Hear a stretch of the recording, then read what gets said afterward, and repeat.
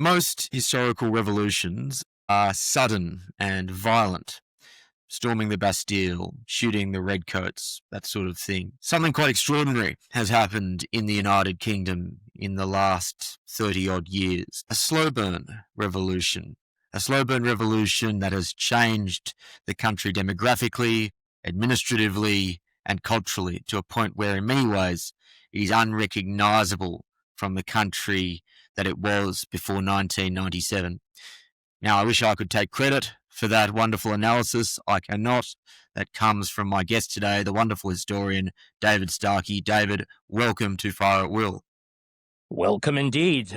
To myself, as you're presenting my ideas, I think I can take complete possession, but there we are. I hope we're not going to turn into too much of a love-in. I think it's important as these ideas, and this is, we're acting as self-criticism.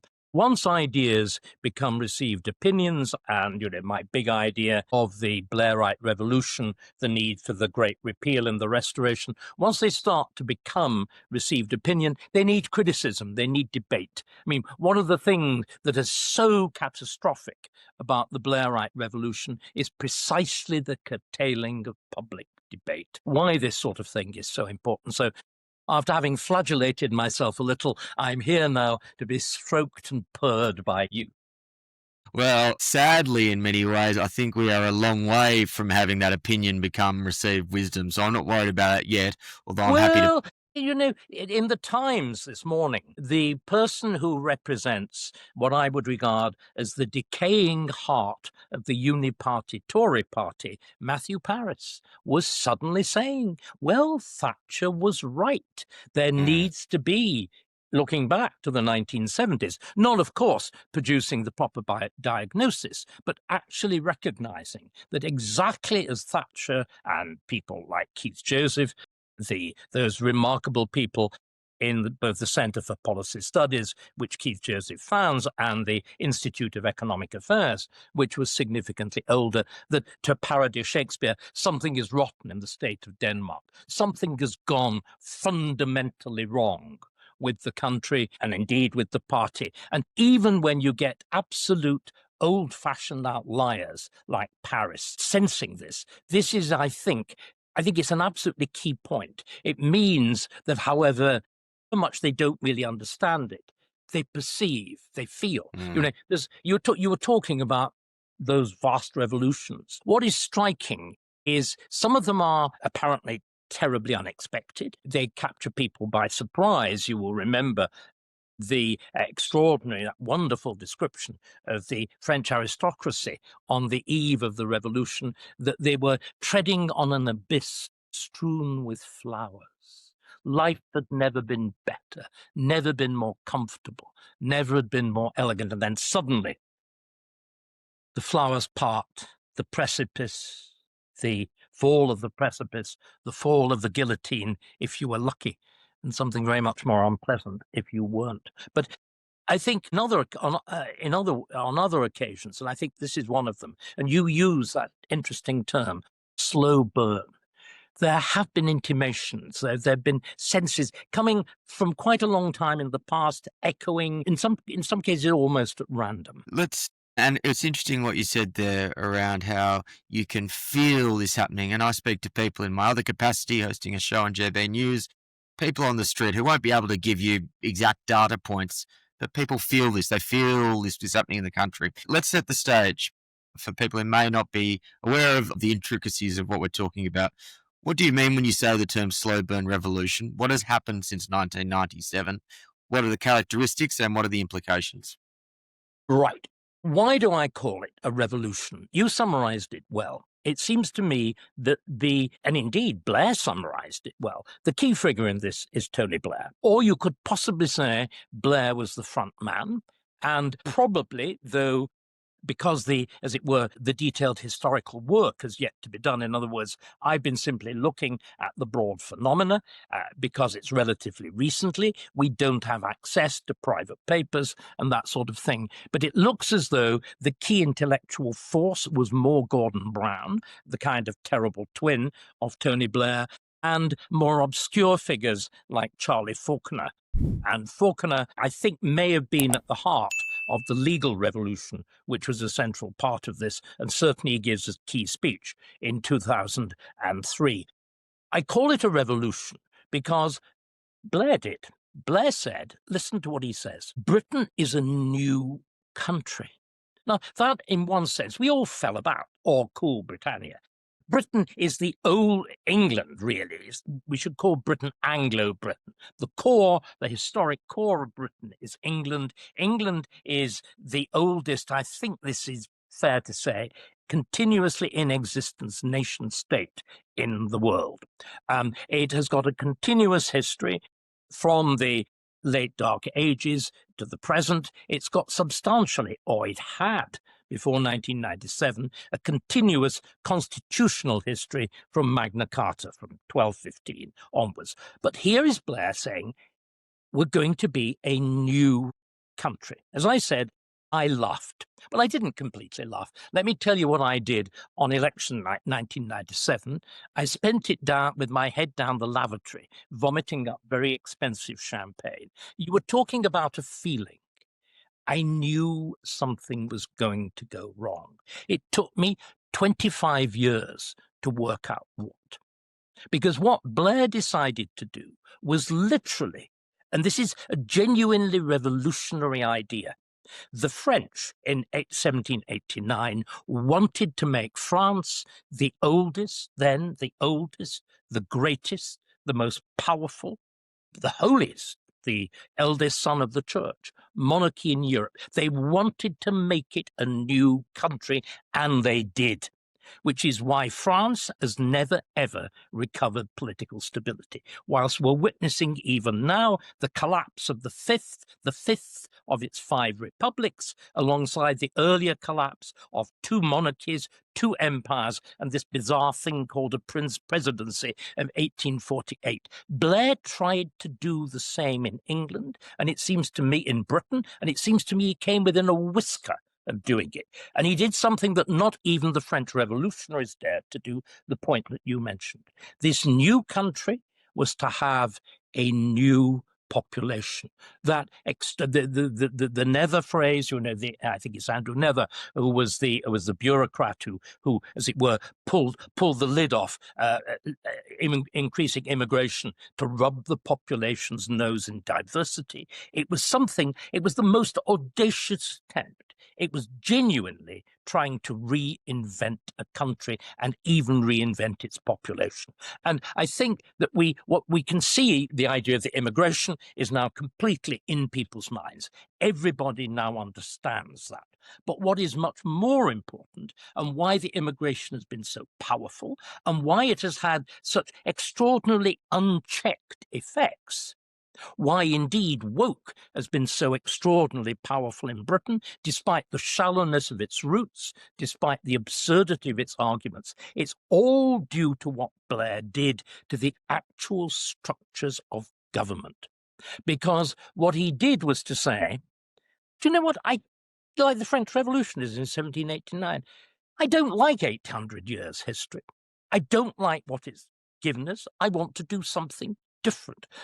Broadly, to put 800 years into a nutshell, the great peculiarity, and this again is something we've deliberately forgotten, the great triumph of England was to invent not only modernity in a general sense, hence the Industrial Revolution, the Commercial Revolution, the British Empire, which is the first stage of globalization, the extraordinary revolution in science in the late 17th century, and so on, and so on, and so on. The key glory of England, and again, this extraordinary language with its unique flexibility and subtlety, but the great glory of England alongside all of those, and I would argue as the actual foundation. Here again, this is something very important. It's not the economy stupid. Yes, the economy is very important, but obviously the Industrial Revolution couldn't from the economy. The economy itself is shaped by political and social factors, and the extraordinary thing about Anglo-Britain is it invents this totally novel idea, which is encased in a single word, this peculiar Anglo-Norman word, parliament.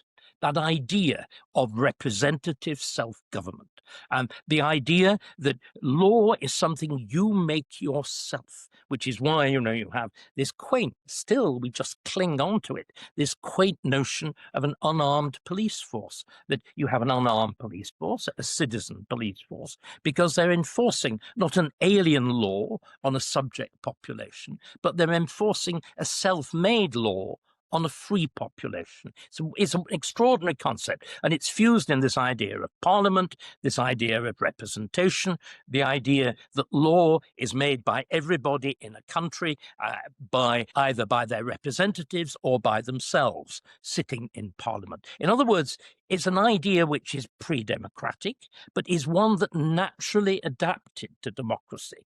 Why Anglo-Britain alone of all great European countries avoids a revolution in the age of democracy, in the age of the rising, using Marxist terms, the rising bourgeoisie in the 19th century, because we had a political structure that could accommodate it. For Blair, he loathed it. And this is a key thing we have to understand about the New Left. Their contempt for the people, their contempt for popular opinion, their sneer, all that was brilliantly understood by the great prophet. Remember, the great prophet of all of this is George Orwell, the man who understood, the man, again, you referred to smell, to sense, to feeling. One of the things that's astonishing in Orwell's writing is his sense of smell. The great essays, the Down and Out in Paris and London and whatever, those great essays are essays in which they're essays of intimation, of feeling, of sensing. And he sensed what was going on. And what Blair wants to do is to create something quite different. It's a world of the superior, the elite, the expert. And that happens in two ways. You devolve power deliberately, and it's really important we understand this. You deliberately mistrust democracy. You mistrust democracy to the point at which you actually have to rename it and reinvent it. And you denounce proper democracy with this new thing called populism, which is, in one is Latin, the other Greek, but you sneer at. And you then deliberately hive off power in two directions. On the one hand, to expert committees, single issue committees, headed by the Monetary Policy Committee of the Bank of England, English Nature, the Climate Change Committee and whatever. And on the other hand, to law. And you completely alter the relationship between law and parliament.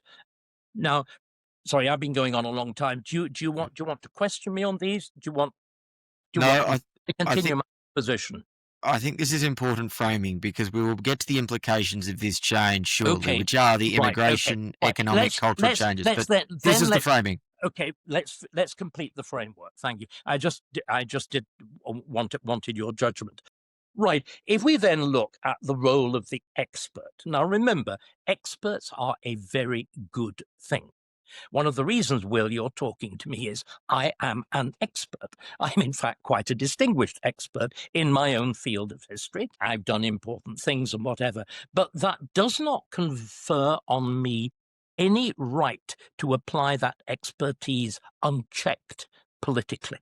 This is the key point. We instead, or Blair instead, have this extraordinary idea that the right people to judge interest rates, for example, is the Monetary Policy Committee of the Bank of England, who is a collection of professional economists. Now, economists are quite important people, but they are not, and they have, of course, absolutely no democratic mandate whatever. They pursue a series of professional academic arguments and whatever. Similarly, with English nature, and indeed with English nature, you begin to see the profound dangers of this when it's run by a man called Tony Juniper, who is actually a fanatic. And we've got a brilliant example. All of these are standing committees. By the way, do you know how many of them there are? There are 444. Or rather, my left-wing friends tell me, with a look of horror on my face, I must remember Labour has got rid of seven of them. It's created others, but we'll leave that out. It's got rid of the biggest. Quangos. These are the quangos. And it got rid of the biggest of them all, the NHS quango. And then it discovered, how many quangos there were just looking at how well hospitals are performing. 6 separate quangos, each one of which would have a staff, a board. It would have a chairman paid some tens of thousands a year. It would have a chief executive paid several, probably 150 to 250,000 a year. But we've got the answer why we can see how all this is so bad. We were actually governed by a quango back during COVID, when there was this funny thing, if you remember, called SAGE, the Scientific Advisory Group. And that was the model quango. Now, there's some very respectable people. There was Sir Patrick Nurse, who is a Nobel Prize winner. There are also frauds, let's call them by their proper name. The two Neil Fergusons, I must distinguish, otherwise I shall be sued for libel. And the good Neil Ferguson, who is my friend and colleague, the historian, and the fraudulent Neil Ferguson at Imperial College, the mock, as it were, epidemiological, what a mouthful, statistician who got us wrong on BSE, got us wrong on foot of mouth, and got us ultra wrong on COVID. Now, yes, we've had the good one on this podcast. We have not had the bad one on this podcast. Indeed, but just think of what happened during COVID. You had there a single issue committee committed to one thing, trying to stop anybody dying of COVID. Now, that's a worthy aim. But look at what the consequences were.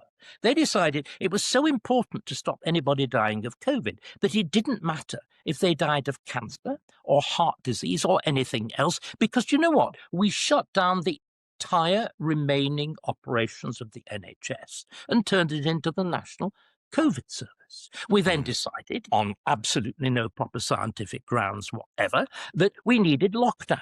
We decided lockdown had to apply universally, so it applied even to school children who were practically at zero risk of contacting COVID. We did all of this, of course, at the cost of the economy, because in order to have a lockdown, you had to have furlough, and in order to have furlough, you had to do what? Well, you had to borrow the equivalent amount of money that you needed for a middling-sized war.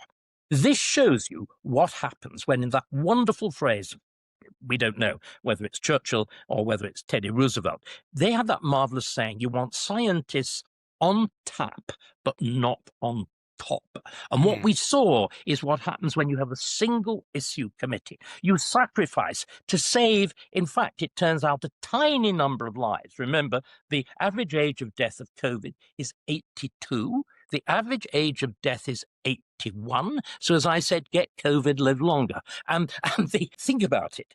To do that, to save a relatively small number of lives, indeed it's not clear whether it did, you bankrupted the country on the one hand, you destroyed the habits of work on the other because you gave people money for doing nothing, you wrecked the educational opportunities of entire generations of school children, you set back cancer care, I would argue, by 30 years in this country, if you actually look at it. That's the problem with running on a single issue committee.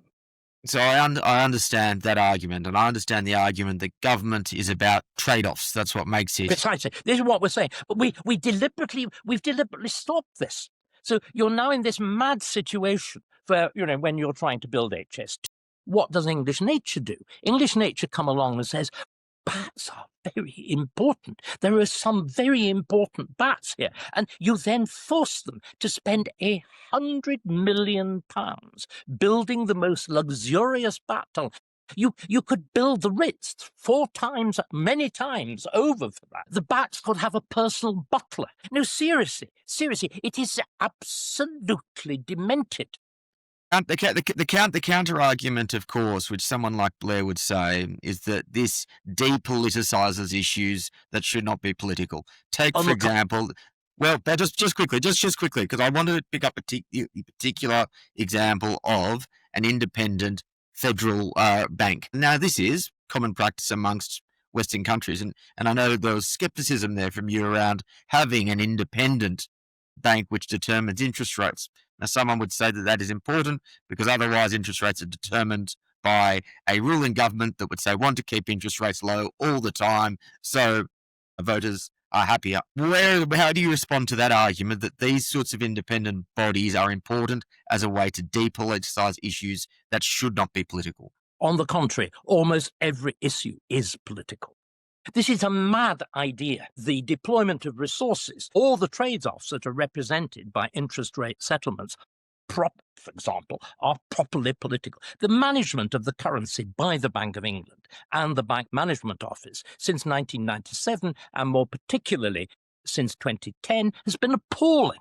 If you look at the levels of our inflation, if you look at the crazy fact we are the only developed economy that actually is issued at a time of zero inflation and virtually zero interest rates, we issued inflation-linked bonds. Now, that is madness. In other words, people bought them because it was a guaranteed bet against the government. All the experts, of course, thought we were in this wonderful world in which interest rates would remain forever low, in which there would be zero inflation, in which the monetary gods that had torn at the bowels of Western society since the Second World War had all been tamed. The folly, the arrogance of the single issue expert. I'm sorry, politics is the way you deal with things. Politics is the only way in which you can peacefully manage the necessary trade-offs. All decisions involve that careful balancing. Again, the whole way we've operated with English nature, the whole way the Climate Change Committee has operated, is simply insane. You have pursued a quasi-religion. Because again, one of the problems with many of these things is, and we saw it again with COVID, is you enlist science and you actually turn it into a religious creed. That again is all of this stuff is profoundly, I'm an academic. All of this stuff is profoundly corrupting of academic life. When you start to talk about the science, science is criticism, science is argument, science is debate, is not received wisdom. And this is the problem when things like the Grantham Institute, which used to be at LSE, are a disgrace to the name of science because they actually become publicly funded bodies under the name of science, sponsoring a particular group of essentially and immensely costly political demands. So I think it corrupts science as much as it corrupts government. And the other thing that I think is corrupted even more, and I'm using this word corruption very deliberately, we get tremendously excited about tuppence halfpenny here or there, or whether somebody has paid VAT or, fiddled whatever it is, a few tens of thousands of pounds on whatever the thing is called, stamp duty on their houses. Now, that's important. But what we are talking about are gigantic mismanagements of public funds, huge queuings, and also the complete, in the name of climate change, the complete hobbling of our economy, the destruction of our industry, the destruction of entire communities, the destruction of our future, all in the name of a misplaced expertise. Remember again, just because I know you like to put things in the big picture, we are dealing with all of this with one of the great eternal debates in politics, going right back.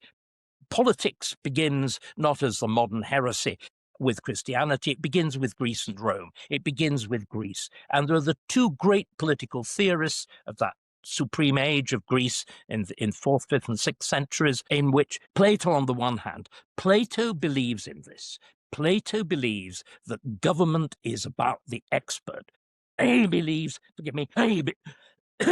sorry, he believes in the rule of the philosopher king.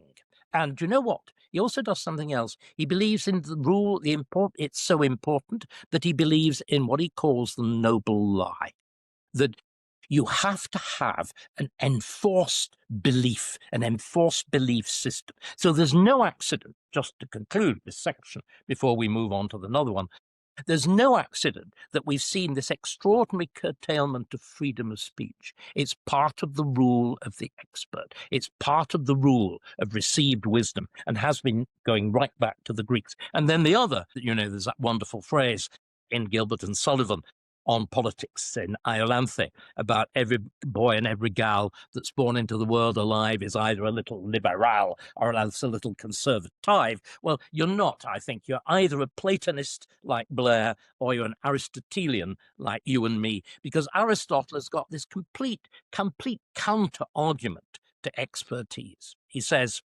the judge of the meal is not the cook. However grand he may be, however many Michelin stars, however much he preens and pisses and ponces around, the judge of the meal is the eater. That's what politics is about, and that's the key element.